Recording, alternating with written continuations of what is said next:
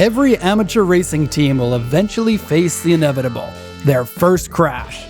Well, the god of humility took a swipe at us in the last race. It was a near miss and a small taste of how our dreams could have been shattered. Lucky for us, no vital organs were hit and the car will live on. Doubly lucky is that the car can be DIY fixed by us idiots, because we don't have any money to pay a shop for bodywork. Ouch. Ow.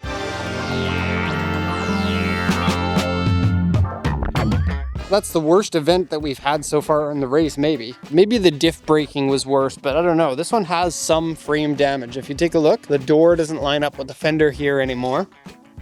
Our fender also comes up a little bit right here compared to the bumper. So I think that the bumper, this corner here, was pushed in a little bit and kind of buckled the fender. You can see on the top here, it's actually buckled in here, and the over fender is cracked. These are official Mazda over fenders, so everyone can cry now. Mazda speed. Other than that, what have we got on the list? Show me the list. So what we've done is we put a star next to anything that we really want to get done before the next race. And we don't know how much time that we actually have to work on this, so get the star things done first, and then we'll go ahead and do anything else that we can to get it handled. Star number 1 is Mike Denness. Fender repair. No, I'm talking about you being the star. Oh. So this was the repair that we did during the race in order to keep racing. It was done quick and dirty, just to make sure that over fender didn't catch the air and fly off. But don't peel it, I'll kick you in the face. Let me just go over here, the accident damage. We hit some guy hit a foam block. It looks like it started here, like hit the foam block here, and that block curled itself around the side of the car and scraped all along the side and has messed up this fender, pushed the bumper back a bit. Looks like a bit of frame damage. We got a hammer. Why don't we start, Mike, with starting the surgery. Oh, you can let it rip. Speaking of which, let me show. We had a leaking hardtop on here previously, so we taped it on so it wouldn't leak anymore, and then when we went to take it off, yeah. Oh, this is how to remove dirt after racing. Just look at that. The tire's flinging tire bits through here. Oh man, you know what I'm afraid of? That we're gonna take the fender off and we're gonna hit it with a hammer and we'll never get the bolts for the over fender to go into the same spot. Oh, it's even worse down here. Look at that. This is brake cooling duct. I wonder how much it costs to have a body shop do this. I guess let's see what we can do, and if we mess it up, we'll take it to a body shop and we'll be those guys that are like, we tried to fix it ourselves, but we couldn't. Imagine if we just raced with it like that. I bet you it would have flown off. Okay, so Ouch. Ow. Ow. we didn't put these over fenders on. We bought it with the over fenders already on there, so we don't actually know anything about them. This one here goes way in, but it meets the bumper right there. So what's going on with that? I think we might have to take off the bumper too. This time Derek's not just yelling instructions at me, he's doing the work. It looks like the connection of the over fender to the fender is what caused this bend here.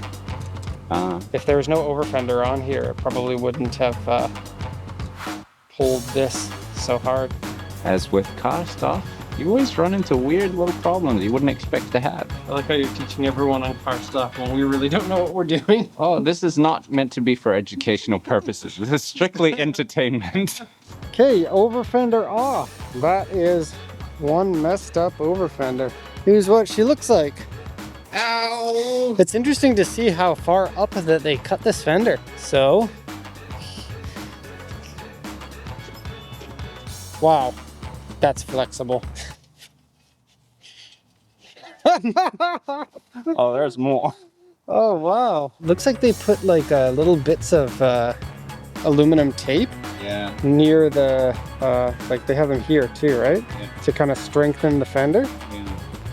Kind of a weird move there. I think we got to take this fender off too. It looks like this bracket in here took a lot of the damage. Oh, yeah. Oh, it completely sheared off from the bolt. Oh, thanks. Oh yeah, I see that. Yeah. Okay, so yeah, we'll have to take the fender off because there's no way we can ever attempt to fix that without taking the fender off. Well, not fenders off. Fenders going off. But we need to remove the bumper to get some of the other little brackets. So this is where we're at right now. We took the fender off, and we didn't take the fender off. Okay, yeah, so the frame appears to be pretty good. I don't know. I mean, it's hard to look at a frame and then tell if it's been damaged. Certainly this bracket has been damaged. It's supposed to be basically a right angle at this point, but it's all kind of messed up. I don't think that would be too difficult to bend back into shape. We do have a bit of a problem with the fender though. In order to take it off, there are 2 bolts at the bottom here. Maybe this is a common thing for Miatas, but both of these bolts here, one here and one here, they're just kind of stripped. How does that even make sense? I don't know. What happened to them? You can't undo them. We undid them like 2 turns and then they just kind of freely spin there and you can't take them off. And so we're kind of thinking just to cut this off here and pop those bolts out with a pry bar. And then this can form like a fender vent. Maybe we can do it on one side, and then if we have enough time, maybe later on do the other side.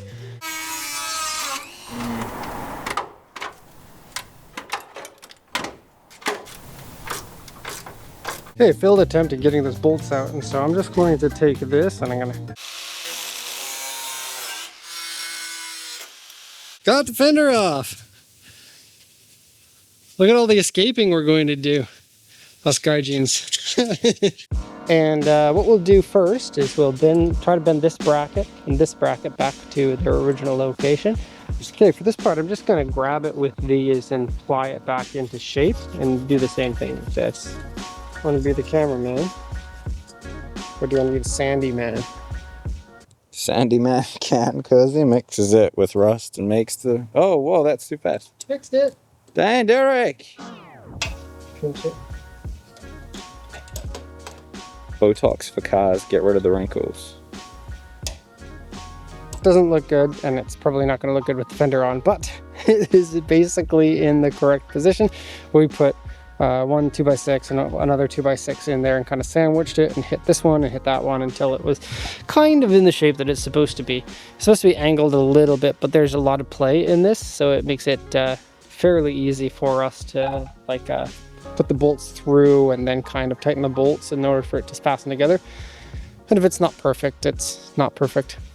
Next is to try to get some of these dents out of here. So I think we'll take the sledgehammer and put tape on the sledgehammer in order to kind of protect the finish and just go at it. We've beat out the panel. We got a lot of paint cracks and stuff, so we'll take a wire brush to this and we'll give it a little bit of paint, and then we'll probably put like a sticker on or something. Welcome to Art Time with Derek. Hi. That's Derek. And this is Art Time. So we have the damage on the fender that we are going to paint. An awesome flame design. And just so we always remember who did it. Who's that? Aki. It's the guy. Right. The guy that crashed our car. Also Art Time with Mike too. No, I'm not the artist here. I'm just the paint ASMR. Does it count as an artist if you're really good at drawing flames? Yeah. Ask anyone from the 90s who designed those shorts. It's kind of sad. I didn't realize that that's a 90s thing. I just thought that that's an every time thing. Is that a 90s thing, Mike? Well, you don't really see many people with flame shorts anymore. Is that a thing in New Zealand? Flame shorts? You wore them at Christmas time? Yeah, it's like ugly sweaters and flame shorts. Oh, the blue looks good. Oh, it smells nice too. We just happen to have this color blue lying around.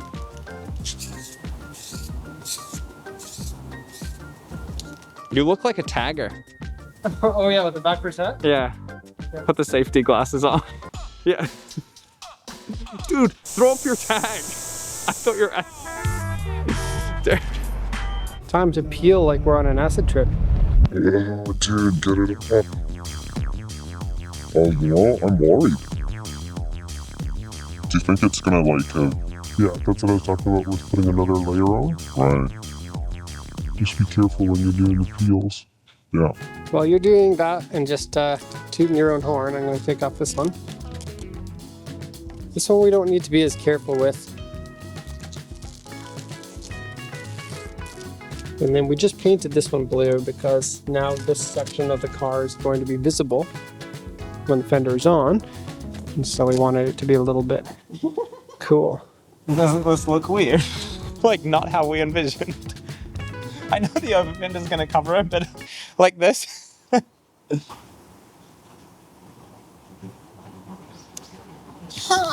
Oh, come on, Mike. I don't have the patience for this. I don't have the patience for you. Okay, and the Aki fender is all painted. You can see what it looks like.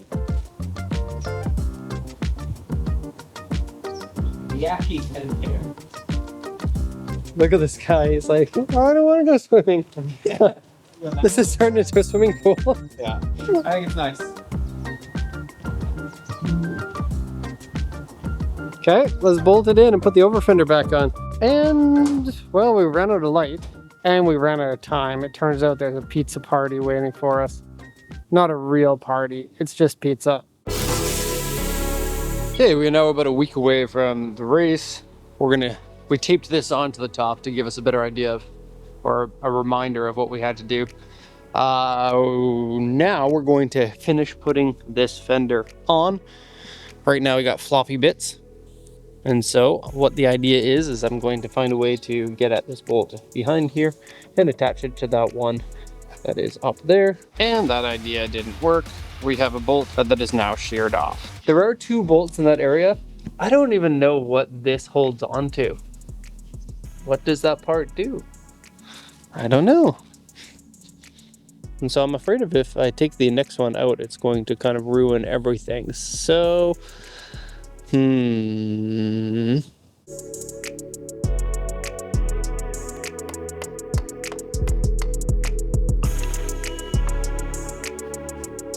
Ta-da! Okay, well, it's a bit, well, it is a hack job.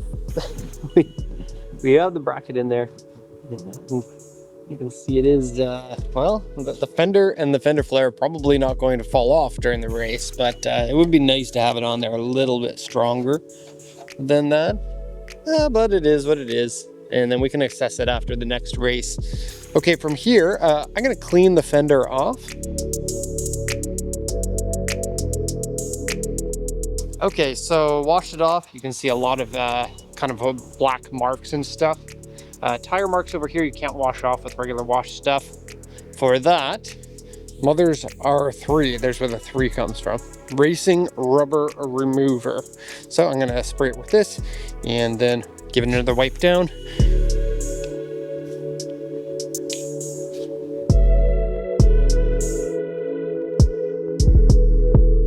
Mike's actually working today, so he just came out for an opinion, but we got a mock-up of the stitches on here, so that's what we're gonna go with. I'm gonna get round the corners off with a pair of scissors before I put each one down on there, but this is the basic layout of it. Yeah, weird things we have in the office. I've got this little machine that cuts corners around it. You stick the thing in, and then it cuts the corners. And the fender repair is complete. There we have it. Just like somebody who's been in jail and has like tattoos and stitches on their face, people are gonna be afraid of this car. The car needs to be fixed before the next race, and it is a lot of work. But we don't want to enter the next race without some sort of upgrade for the car. What upgrade is easy and makes a big difference? That's right, upgraded anti-roll bars, otherwise known as sway bars or stabilizer bars. Welcome to Derek's Driving Academy, the instructional part of this video, where I will explain how anti-roll bars work. When a car turns in the corner, the weight of the car will shift to the outside of the corner. This is called body roll. The anti-roll bar limits the amount of roll by attaching a bar, essentially an uncoiled spring, between the left and right hubs. Aftermarket anti-roll bars are thicker than the stock ones and therefore allow less flex. These aftermarket ones will further limit the amount of body roll your car experiences while keeping the spring rate unchanged.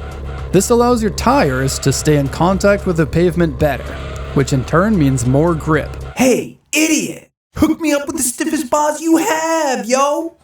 Oh, not so fast, my friend. The stiffer the bar, the worse your car will be on bumpier surfaces. That's because you're making the connection side to side stiffer. Any bump you receive on one side of the vehicle will be telegraphed to the other side. The stiffer the bar, the worse this will be.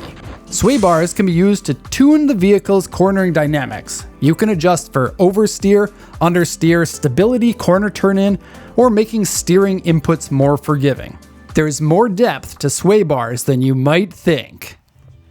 Now this is just your standard street sway bar. We got this set of fronts and rears for 30,000 yen. Our stock one is 19 millimeters. Our aftermarket one is 22 millimeters. Rear stock sway bar is 12, so we're going from 12 to 16, but this is a hollow one, and so it's not exactly the same as the solid front one. So let's go ahead and unbolt these. Should be fast. It says it takes like 90 minutes or something to change both front and rear, so it should be a relatively easy little fix here. So that was easy. You just take those things out, and now it is loosely in here. Also undid these. And now taking it out, I don't know. Oh, got it through. Okay, what are we stuck on now? Yes!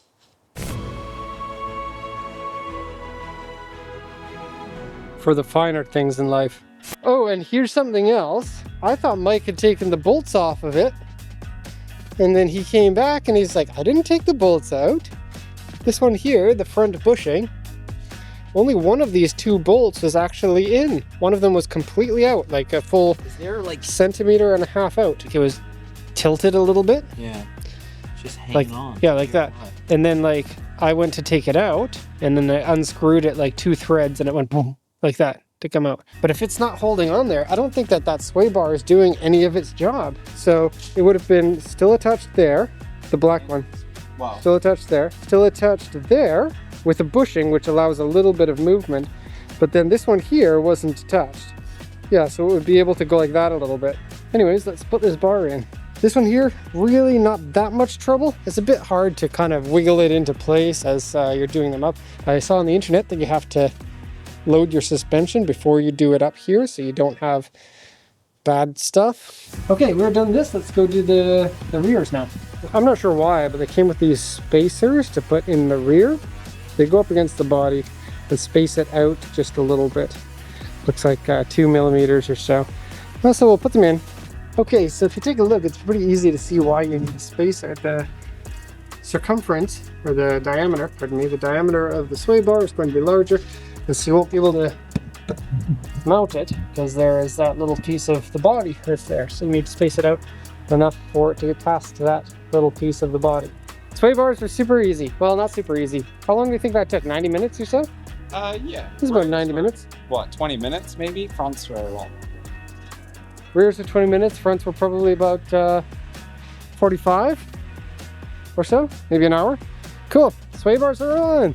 Thumbs up and rock and roll. We used to have a kick-butt spoiler on our race car, and then now we don't have one on the race car. Unfortunately, this is the sad reality of crashing your race car. We have bought a couple of aluminum plates here, and I'm going to stencil out some new arms and attach them on there so we can have spoiler. Okay, now the race only has a max speed of about, I don't know, 85 kilometers an hour or so, and a lot of people think, well, with such slow speeds and, you know, a 100 horsepower Miata, the spoiler's actually not going to make any difference. It actually did, and this is quite interesting. We put the spoiler on because we thought it was awesome and looked cool. The second half of the race, we got to race without a spoiler. Everybody that got a chance to drive after that had agreed that with the spoiler on there, there was a lot better handling, especially in the higher speed chicane in the back half of the course. And we were dropping at least half a second, if not a full second on lap times after the spoiler came off. I think that's going to surprise a lot of people. Plenty of people think, oh, big wing on a car, that's stupid. You shouldn't put that on your slow race car. You shouldn't put that on your street car. I think it makes a difference, and I'm in spoiler team now, even though we got this because it was funny. All right, so let's, first off, these pieces are still attached, so I'm gonna rip those off, and then I'll set one down to see how much space that we can get with this, this plate. These ones, they are 30 centimeters tall, and so they're gonna be a little bit shorter. Okay, so the old spoiler arm on top of the plate. we're about 5 centimeters smaller than previously. So I have the 2 bottom holes. Get out of here. 2 bottom holes with markers for where the edges of the spoiler is going to be. I got the correct angle with this one here by moving the arm down and then across and then measuring to make sure that I hadn't crookeded it. And the plate has been stenciled. And now we're gonna go cut it. I'm not sure about these holes in the middle. I just kind of got the brake fluid can and drew a little hole. But this plate is actually quite heavy. It's like 1.5 kilos per plate or so.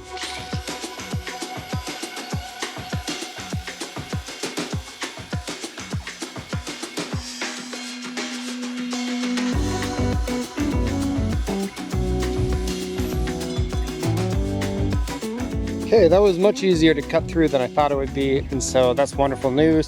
The more I think about it, the more I think no cutouts in the sides, but I'm still on the fence with that. Maybe we'll do no cutouts one race, and then later on we'll do some cool design. I realized I don't have my drill bits, so it's going to be lunchtime first, and then I got my choice of bikes to take it down to the lot in order to get the drill bits that are in the underneath the seat of the BB for some reason. Back after lunch now, and Motocompa saves the day. I could drive the Motocompa down there, put it in the back of the BB, and drive the BB back. And so now we have drill bits, and we can officially drill with our drill bits. Holes have been drilled. Okay, this one bolt here needs to be sanded in order to fit in there properly. There we go. And I'll just jab it in there a bit until it's the right size. Okay, the fit is good. Had to sand down a little bit, but we're all good. I'm gonna trace it onto this one, and I'm gonna cut this one out, and then we will have 2 spoiler arms, which is more than twice as good as 1 spoiler arm. 2 spoiler arms, it's the correct number. Here's the fun part. I'm gonna take off this plastic sheet.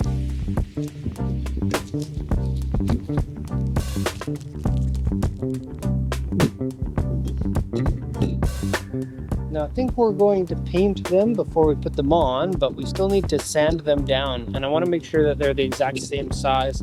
So I'm going to attach them together with some clamps and then just use a file to sand down all the little rough bits all the way around it. This is Le Spoiler Arm. That's French for the spoiler arm. There's an idea of how it's going to look. It would look kind of cool in blank aluminum, but I don't want it to corrode, and I don't have any clear coat. Okay, the arms have been sanded all down, and they are ready for paint. Painting and camera at the same time. Ready?